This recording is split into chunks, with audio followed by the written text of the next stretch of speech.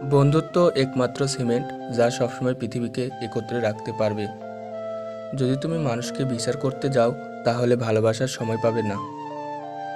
গোলাপ যেমন একটি বিশেষ জাতের ফুল, বন্ধুত্ব তেমনি একটি বিশেষ জাতের মানুষ। দুটি দেহে একটি আত্মার অবস্থানে হলো বন্ধুত্ব। প্রকৃতির সর্বশ্রেষ্ঠ সৃষ্টির নাম হলো বন্ধুত্ব। একজন সত্যিকারের বন্ধু তোমাকে সামনের দিকে এগিয়ে নিয়ে যাবে। গোপনীয়তা রক্ষা না করে চললে বন্ধুত্ব টিকে থাকে না।